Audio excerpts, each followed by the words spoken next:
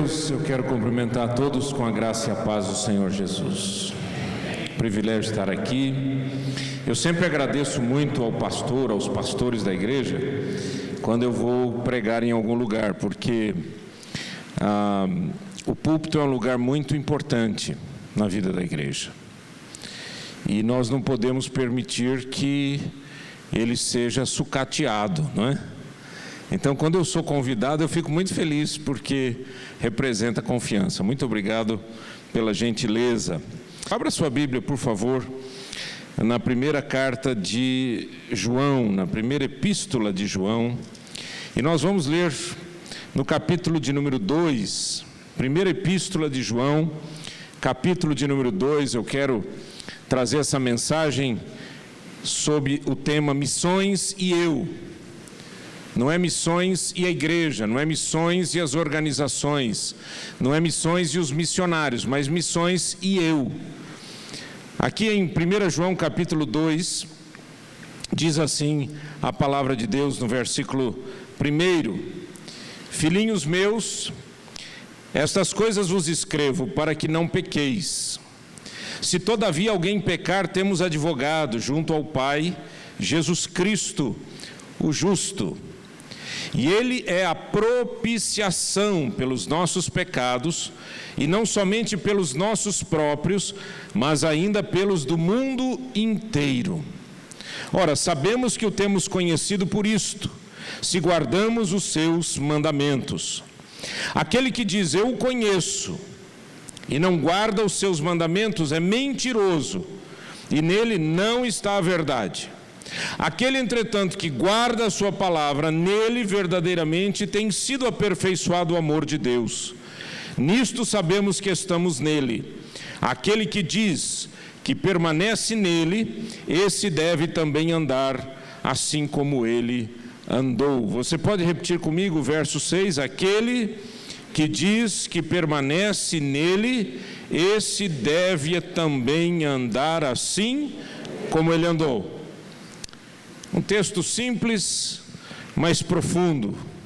Simples porque fala o meu coração, fala o seu coração, trabalha a nossa vida, mas ao mesmo tempo profundo, pleno de significados. E quando a gente fala na obra missionária, quando a gente fala no servir, a pergunta é a seguinte: o que é que nos motiva? O que é que motiva uma pessoa a sair da sua terra, do seu trabalho, do seu dia a dia, da sua cidade, do seu país, e ir a um outro lugar, ir a uma tribo indígena, por exemplo, e gastar a sua vida lá? Qual é a motivação? E a primeira pergunta é exatamente sobre essa questão: qual é a motivação? E há dois pontos importantes aqui: amor e obediência, que são esse combustível para a nossa missão. Em Mateus 22, o Senhor fala a respeito dos dois mandamentos, né? O primeiro mandamento e o segundo mandamento. Quando perguntaram para Jesus qual é o maior de todos os mandamentos, ou o grande mandamento da lei, a resposta de Jesus foi: amarás o Senhor teu Deus de todo o teu coração, de toda a tua alma, de todo o teu entendimento. Esse é o grande primeiro mandamento. E o segundo, semelhante a este, é: amarás o teu próximo como a ti mesmo. Desses dois mandamentos dependem, presta atenção nisso, desses dois mandamentos dependem toda a lei e os profetas. Tudo que nós encontramos nas Escrituras se resume nesses dois mandamentos: amar a Deus e amar o próximo. Por que fazemos o que fazemos? Porque amamos a Deus e amamos ao próximo. A Bíblia diz: aquele que diz que ama a Deus, mas não ama seu irmão, é mentiroso, não é? Como é que você pode amar a uma pessoa, né? Você diz que ama a Deus, a quem você não vê? Como é que você pode amar? Você diz que você não ama uma pessoa que você vê, como é que você pode amar a Deus a quem você não vê? Como é que a gente pode desenvolver a obra de Deus sem amor? Não existe. Eu tenho pensado muito sobre isso, queridos. Por exemplo, lá em João capítulo de número 15, o Senhor Jesus disse: eu sou a videira verdadeira e meu Pai é o agricultor. Toda vara que estando em mim não der frutos, Ele corta. E toda vara que estando em mim der frutos, Ele limpa, para que dê mais frutos ainda. Quando a gente fala em frutos, a impressão que a gente tem é de que frutos são resultados do nosso trabalho, não é assim? Mas fruto não é resultado do meu trabalho, fruto é resultado da minha natureza. Depende da árvore para que o fruto possa revelar a árvore. Ora, se disse Jesus, eu sou a videira, eu sou essa árvore, os galhos desta árvore devem dar que fruto? O fruto da natureza da árvore, a natureza da árvore é Cristo. O apóstolo Paulo fala sobre as obras da carne, lá em Gálatas capítulo 5, e depois ele vem falar sobre o fruto do Espírito. Ele não fala os frutos do Espírito, ele fala o fruto do Espírito. E a primeira palavrinha que aparece ali é a palavra amor. Depois alegria, paz, bondade, benignidade, etc, etc. Tudo isso faz parte dessa natureza maior que a natureza do amor. A Bíblia diz que Deus é amor. Pense nisso. Deus não me ama porque eu produzo nele algum tipo de sentimento amoroso. Deus me ama porque a natureza dele é a natureza de amor. Aqueles que nascem de novo em Cristo Jesus têm a mesma natureza de Jesus. Pedro diz que através das promessas do Senhor, eu vou crescendo, mas eu vou vivendo nessa natureza, nova natureza, a natureza divina que está em mim. A obra de missões, a obra da própria igreja, o dia a dia da igreja, não é um dia a dia de atividades e de trabalho. Mas a nossa motivação tem que ser o amor. Amor a Deus e amor ao próximo, amor às pessoas. Afinal de contas, sem amor, o que a gente faz na vida, hein? Faz nada, né? Você já viu um casamento cujo amor já não existe mais? Fica só o quê? O enfado, o cansaço, o trabalho. Sem amor, a gente perde a existência. E a existência do cristão é a realidade do amor. Agora, Jesus disse que aquele que ama, ele disse, aquele que me ama guarda os meus mandamentos, obedece. Amor e obediência. Aquele que guarda a minha palavra, nele verdadeiramente tem sido aperfeiçoado o amor de Deus. Aquele que guarda a sua palavra, disse João, nele verdadeiramente tem sido aperfeiçoado o amor de Deus. O que você é capaz de fazer por amor?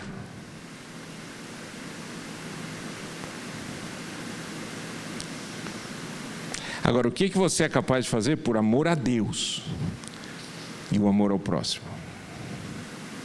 Pense nisso. Segunda questão é, que ordem é essa? Essa ordem é o propósito da igreja e o discipulado. Pastor Ricardo leu aqui conosco Mateus capítulo 28, que diz, Jesus aproximando-se falou-lhes dizendo, toda autoridade me foi dada no céu e na terra. Ide, portanto, fazei discípulos. Estudando um pouquinho melhor, a gente percebe que o id não é o ponto principal. É o fazer discípulos que é a ordem principal. O id é simplesmente indo. Enquanto você anda na sua vida, faça discípulos. Mas não são discípulos nossos, são discípulos do Senhor Jesus. E a Bíblia diz que esses discípulos precisam ser batizados em nome do Pai, do Filho e do Espírito Santo. E precisam ser ensinados a quê? A guardar todas as palavras que o Senhor nos tem ordenado. E aí ele dizia, estou convosco todos os dias até a consumação dos séculos. Você já percebeu como a gente gosta das bênçãos? Todo mundo gosta, né? Você tem na sua casa uma caixinha de promessas? Não fica bravo não, e nem fique triste. Pode ter, não tem problema. Mas a gente gosta, não gosta? A gente gosta daquilo que fala assim, olha, você vai crescer, vai ser bênção na sua vida, etc. Não é? Tem uma bênção linda aqui, não tem? O Senhor disse: eis que estou convosco todos os dias, até quando? Até a consumação do século. Eis que estou convosco todos os dias até a consumação do século. A gente pega um versículo desse daí, a gente quer fazer camiseta, não é? Fala a verdade. A gente quer colocar na geladeira, a gente quer colocar na beira da cama, a gente quer colocar em algum lugar. Põe no computador, no descanso de tela. Eis que estou convosco todos os dias até a consumação do século. A gente fica feliz da vida, né? Só que esse versículo aí está onde? Ele está conectado a alguma coisa mais. Ele diz: fazei discípulos, enquanto vocês vivem, enquanto vocês vão, façam discípulos, batizando-os em nome do Pai, do Filho e do Espírito Santo, ensinando-os a guardar todas as coisas que vos tenho ordenado, e eis que estou convosco todos os dias até a consumação dos séculos. Você quer a bênção, mas não quer servir, né? Esse é o problema nosso. A gente ama as coisas do Senhor, mas a gente está disposto a obedecer? A gente está disposto a fazer discípulos? A gente está disposto a se posicionar diante da ordem do Senhor? Veja que o ensino sobre discipulado é uma questão muito importante. A Bíblia diz que o discípulo não está acima do seu mestre. Todo aquele, porém, que for bem instruído será como seu mestre. Nenhum discípulo está acima do seu mestre. Nenhum de nós será acima de Jesus. Mas aquele que for bem instruído será como seu mestre. Parou para pensar nisso? Bem instruído. O que significa essa instrução? Que tipo de instrução é a instrução do discipulado? A instrução do discipulado tem a ver com a pessoa do Senhor Jesus.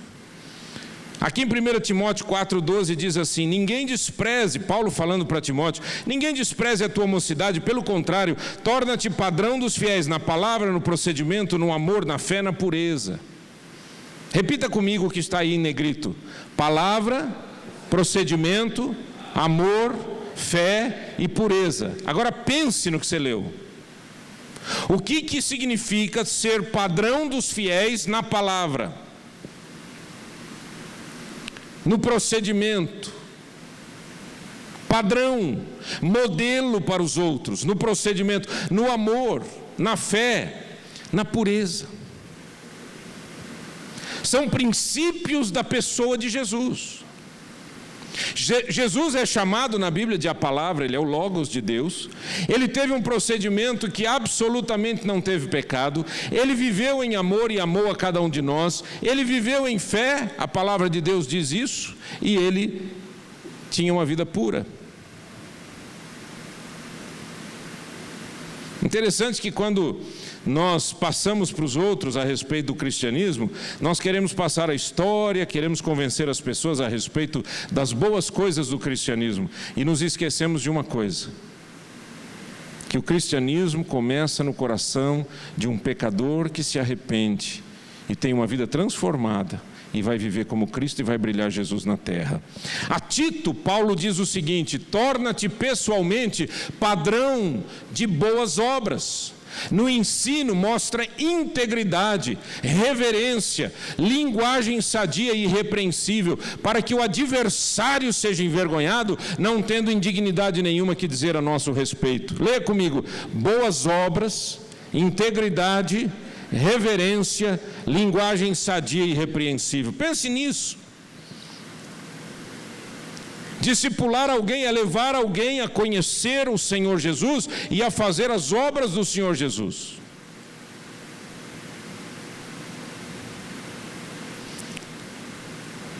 Nós que somos filhos da reforma, nós gostamos muito de Efésios capítulo 2, versos 8 e 9, não gostamos? Porque pela graça sois salvos mediante a fé. Isso não vem de vós, é dom de Deus, não vem de obras, para que ninguém se glorie. A gente gosta disso, e é verdade, está na palavra de Deus. Ninguém é salvo pela sua obra, nós somos salvos pelas obras de Cristo. E o que é que diz o verso seguinte, o versículo 10?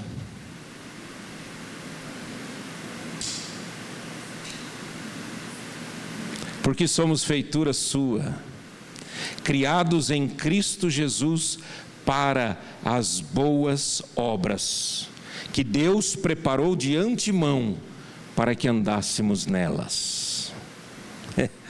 Deus preparou uma obra para mim, não é um trabalho. Deus preparou propósitos de vida. E cabe a mim buscar o propósito de Deus para a minha vida aqui na terra. Qual é o seu propósito de vida? Qual é o seu propósito de vida? Deus preparou de antemão essas obras. Ele disse: olha, é assim que eu quero que você viva, é assim que eu quero que você desempenhe a sua integridade, a sua personalidade, o seu caráter nessa terra. Boas obras, integridade. Integridade, gente, tem a ver com uma vida modelo. Modelo.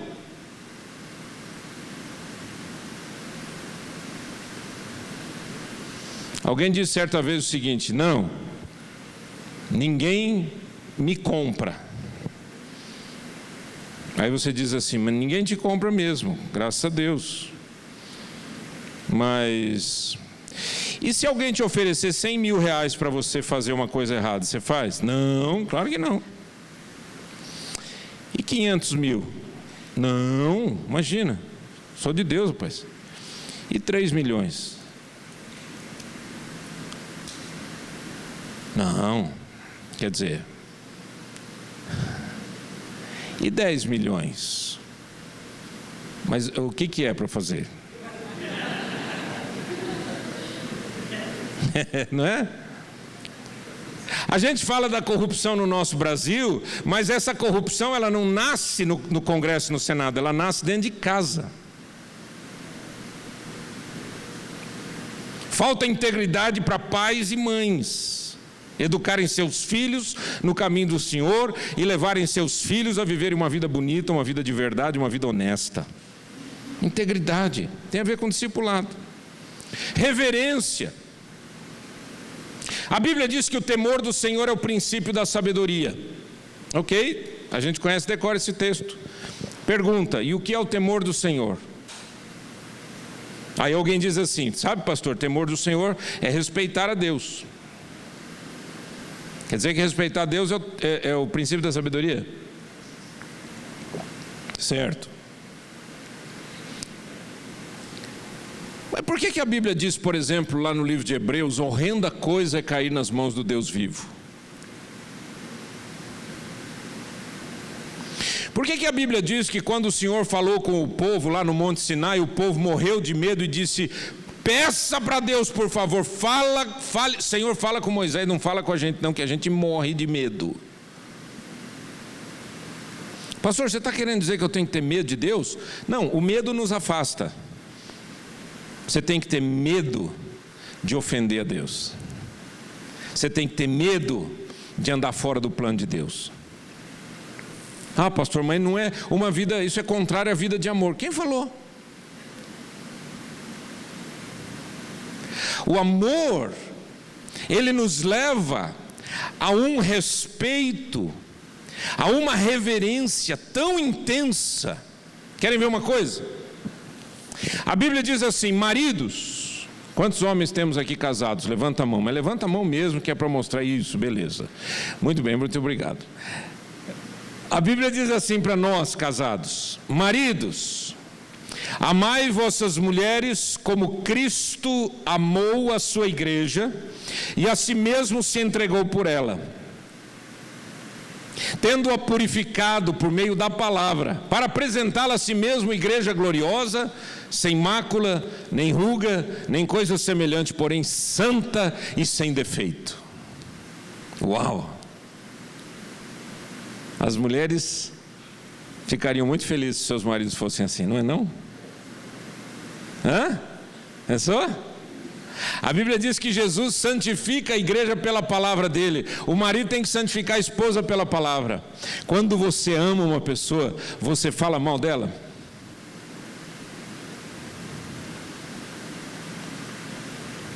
Você fala?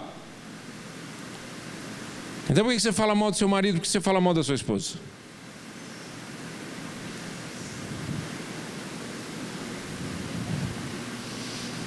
Se você ama Deus, você não fala de qualquer jeito com Deus.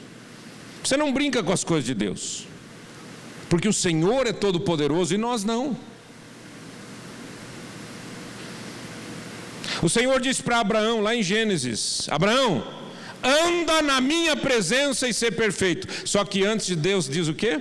Eu sou o Deus Todo-Poderoso. Eu sou o El Shaddai. Eu sou o Deus Todo-Poderoso. Anda na minha presença e ser perfeito. Então é respeitinho só ou não?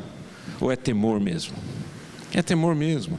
E ele diz que o temor do Senhor é o princípio da sabedoria, é o começo de uma vida bonita, é temer a Deus, é andar sob essa reverência. Linguagem sadia e irrepreensível. Ei, gente, eu estou tão cansado de ver gente que fala de Deus. Uma vez eu estava aconselhando uma pessoa, e essa pessoa falou: pastor, eu leio a Bíblia, olha aqui minha Bíblia, olha como é que está minha Bíblia. Aí mostrou assim para mim, todinha anotada. Eu falei: mas que legal, irmão. Ele falou: eu leio todo dia, eu oro, é uma coisa maravilhosa, não sei o quê, mas não sei o quê, não sei o quê, não sei o quê. Só que o que eu vou te dizer, pastor? Eu vou te dizer, minha esposa é louca. Minha esposa é louca. E eu vou dizer uma coisa para você: aquilo não tem mais jeito. Ou morre ela ou morro eu. E aí começou a soltar um monte de palavrão.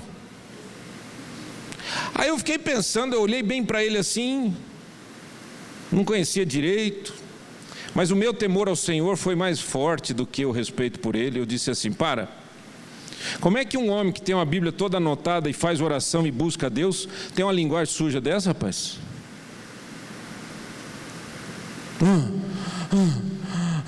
Eu falei: que absurdo. Onde é que está a linguagem sadia e irrepreensível dos servos de Deus? Eu não brinco com as coisas de Deus, irmãos. Eu não brinco com versículo. Tem gente que gosta de brincar com versículo. Ser de santos. Para quem você torce? Ser de santos. Está escrito na Bíblia, ser de santos. É isso que Deus disse? Deus estava brincando com a palavra dele para falar de time? Ele disse: sede santos porque eu sou santo. Eu não brinco com Deus, não. Você brinca? É melhor parar. A missão do povo de Deus tem um componente de sacrifício. É um outro aspecto que nessa teologia moderna da prosperidade não tem lugar o sacrifício e o sofrimento. O único sacrifício que o pessoal faz é trabalhar para que a igreja cresça. Mas não é sobre isso que eu estou falando. Eu estou falando sobre vida sacrificial, sofrimento. Querem ver? Aqui em Romanos capítulo 5, versículo 3 diz assim: e não somente isto, mas também nos gloriamos nas próprias, o que, irmãos? Tribulações, sabendo que a tribulação produz o que?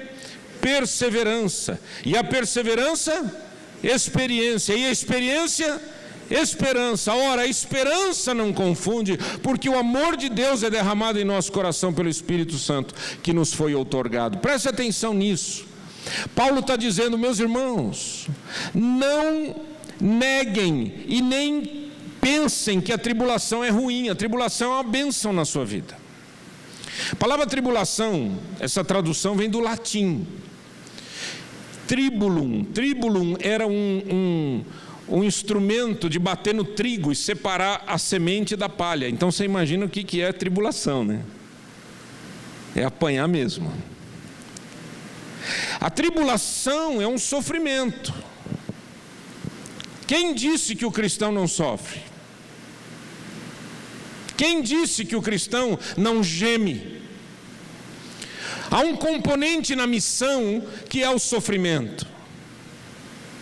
A Bíblia diz que a nossa luta não é contra a carne ou sangue, mas contra principados e potestades, contra as forças espirituais do mal. contra os demônios, contra o inferno. A nossa luta não é contra as pessoas, é contra o inferno. Agora, esse inferno, muitas vezes, ele nos ataca e ataca ferozmente. Quem aqui é mais maduro na fé e tem mais tempo de vida cristã, pode dizer como o sofrimento faz parte da nossa vida. Agora, a Bíblia diz assim: aproveite o sofrimento, porque o sofrimento gera perseverança. E a perseverança gera experiência, confiabilidade, é isso que essa palavra quer dizer. Quem que é a pessoa confiável? É aquela pessoa que passou pela tribulação e pela perseverança. Pense, eu estou falando do meu relacionamento com Deus e do meu relacionamento com a missão. Eu não estou falando simplesmente daqueles que vão para o campo missionário. Você está num campo missionário, você já parou para pensar nisso? Existem algumas pessoas que Deus vai tirar do seu ambiente, da sua língua e vai levar para outro lugar. Mas todos nós vivemos num campo missionário, esse é o nosso campo de trabalho. Enquanto existir uma pessoa sem Cristo, esse é o nosso campo de trabalho. Agora, é fácil? Não. É fácil ler a Bíblia? O que vocês acham? Quantos aqui já dormiram em cima da Bíblia? É fácil orar?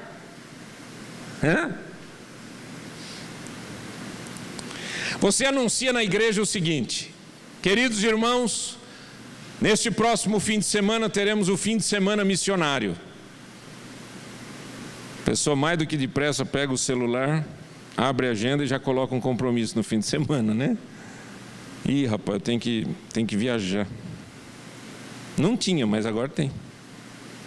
Agora você fala assim: meus irmãos, fim de semana nós vamos ter aqui um culto de cura, libertação, milagres. Você vai ver gente voando. Vai ter gente lá fora, você vai ter que pôr telão no salão, vai ter que pôr telão lá fora, vai ter que fazer fila. Certo ou não, irmãos?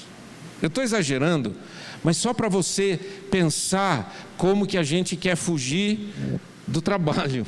A gente quer fugir daquilo que dá trabalho. A gente quer fugir daquilo que é difícil.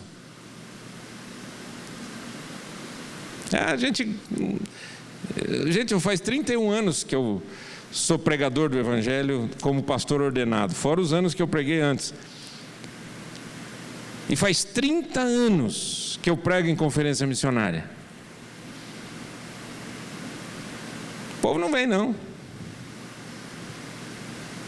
Estou acostumado com isso. O pessoal chega para mim e diz assim: pastor, o senhor não liga não? Que a nossa igreja só vai ter gente mesmo, é domingo à noite, tá? Eu digo: fica tranquilo. Eu não prego para as pessoas, para o número de pessoas, eu prego para o coração aberto, para o coração que está disposto a servir ao Senhor. Amém, querido? Não falta ninguém aqui hoje. Sabe por quê? Porque você está aqui, Deus está falando com você. Não está falando com quem não está aqui. É com você. Tribulação é importante na vida de um ser humano. Agora, a Bíblia diz o seguinte: olha, toma cuidado também com o tipo de sofrimento. Não sofra, porém, nenhum de vós como assassino, ou ladrão, ou malfeitor, ou como quem se intromete em negócios de outrem. Mas se sofrer como cristão, não se envergonhe. Não se envergonhe disso, antes glorifique a Deus com esse nome. Meus irmãos, um dia eu estava lendo o jornal, na verdade, digital. Eu estava vendo algumas informações do mundo e eu me deparei com essa foto.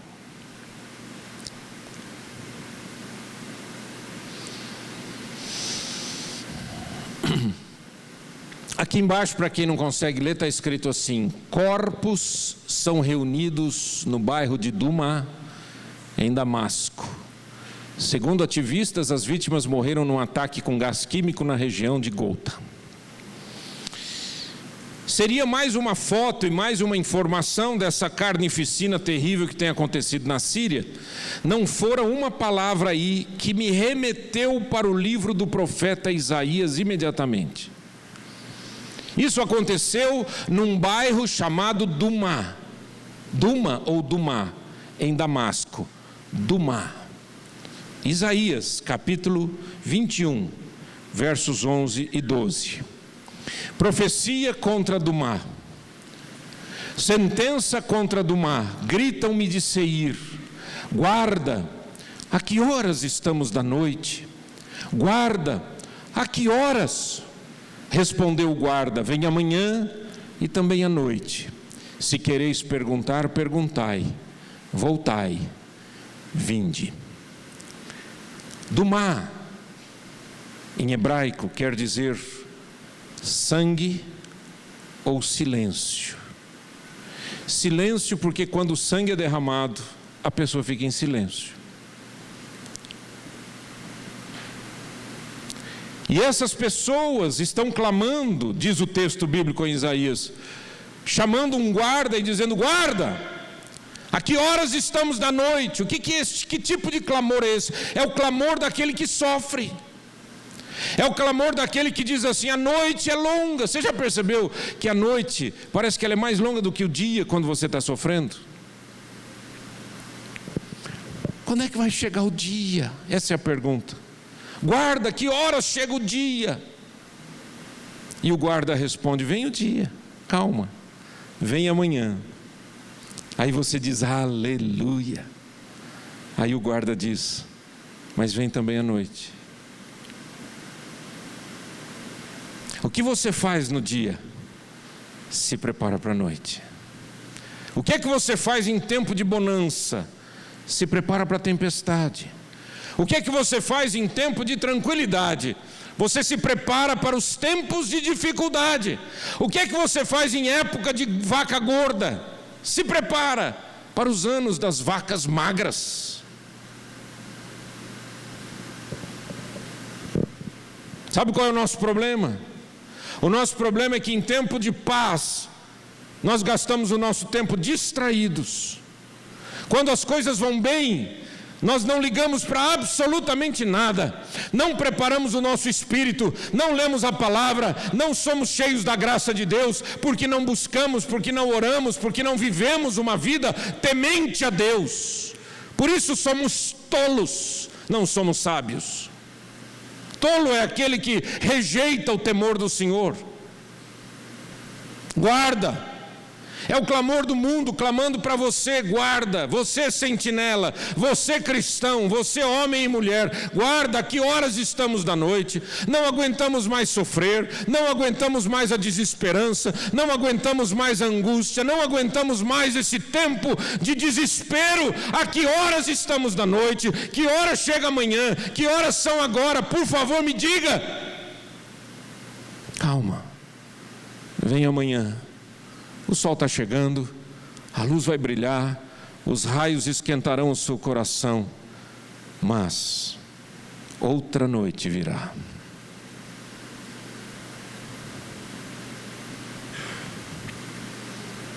Vinde. A igreja tem que ser, meus irmãos, um lugar de graça, porque sofrimento nós já estamos cansados dele. A igreja tem que ser um lugar de amor. Se nós ficarmos nos digladiando, se nós ficarmos criticando, ficarmos azedos, amargos, fulano, estão protegendo fulano porque é filho do ciclano, aquele lá pode, meu filho não pode. Nessa igreja acontece isso, acontece aquilo. Acorde, porque a noite vem.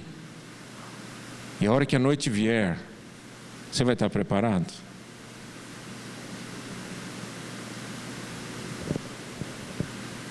Não existe igreja missionária que inventa missões.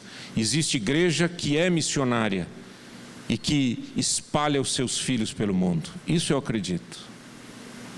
Igreja que vive o amor de Deus e que espalha esse amor através dos seus filhos. Igreja que faz discípulos e espalha os seus discípulos pelo mundo, que vão fazer outros discípulos. Mas isso tudo precisa de muita dor e muito sacrifício. Você está disposto? Feche os teus olhos, vamos orar. Espírito de Deus, há tanta gente, Senhor, que está como esse texto de Isaías, clamando e clamando, sem absolutamente qualquer esperança de que um dia existirá paz, paz exterior e paz interior. Pai, o Senhor nos chamou e nos deu uma motivação, que é o amor do Senhor que o Senhor derramou em nosso coração, pelo Espírito Santo que nos foi outorgado. O Senhor nos deu ordem, o Senhor nos deu uma missão, e o Senhor disse: é preciso compromisso e sacrifício. Pai, em nome do Senhor Jesus, eu quero te pedir que cada um de nós aqui, Senhor, aproveite esse tempo para se preparar, que quando a noite vier, ela vai pegar muita gente desprevenida. Ajuda-nos, Senhor, a nos prepararmos, a estarmos firmes em Cristo. Pai, missões não é um programa, uma atividade, não é dar dinheiro para os coitados dos missionários. Missões é a vida da gente, é a nossa vida em missão, é o nosso coração dizendo: Pai, eu estou cumprindo o teu propósito na terra.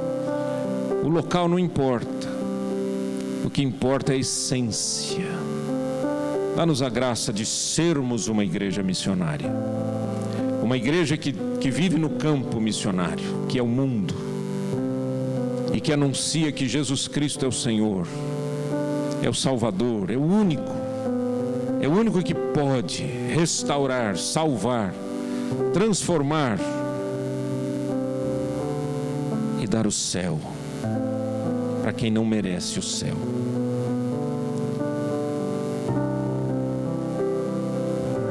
Em nome do Senhor Jesus, amém e amém. Amém, igreja. Senhor, nós te damos graças pela bênção e o privilégio que o Senhor nos deu nessa noite de podermos nos reunir para juntos te adorar, manifestar a nossa gratidão, nosso louvor pelo que tu és e pelo que tu fazes nas nossas vidas. Muito obrigado, Senhor. Te agradecemos pela tua palavra, pelo desafio. Te agradecemos porque sabemos que estamos longe, Senhor, muito longe de termos colocado a nossa vida, então, nas tuas mãos, no sentido de te servir de uma forma mais completa. Ainda há no nosso coração muitos outros amores que nos seduzem, que nos impedem de te amar e de te servir de uma forma inteira e completa. Então te agradecemos pelo desafio e oramos para que o Senhor nos ajude, para que a gente te dê uma resposta definitiva, ganhando assim a nossa mente, o nosso coração, para te servir mais e mais. Obrigado pela vida desta igreja, que a cada dia vai compreendendo mais o que é te amar e o que é te servir. Nós pedimos que o Senhor confirme a cada dia este afeto que o Senhor tem desenvolvido nos nossos corações, que a gente de fato te ame, Senhor, que o nosso relacionamento contigo seja de um profundo amor, para que as pessoas vejam nas nossas vidas o fruto, o caráter de Jesus. Muito obrigado, Senhor, por esta noite. Obrigado pelos irmãos, pelas irmãs. Obrigado pelos abraços, pelos sorrisos, pela comunhão, pela paz com que vamos voltar para os nossos lares, pela certeza de que o Senhor está conosco, não do lado de fora, mas dentro do nosso coração, nos desafiando, nos amparando, nos guiando, nos protegendo, no nome de Jesus. Amém e amém. Vamos receber a bênção, estenda a sua mão. Que a graça do nosso Senhor e Salvador Jesus, que o amor imenso, esse amor sem medida do nosso amado Pai, Abba Pai, e que a esperança e a vida e o consolo e o ânimo, a alegria do Espírito Santo esteja sobre as nossas vidas, sobre as nossas famílias, sobre os nossos dias, hoje e sempre. Amém.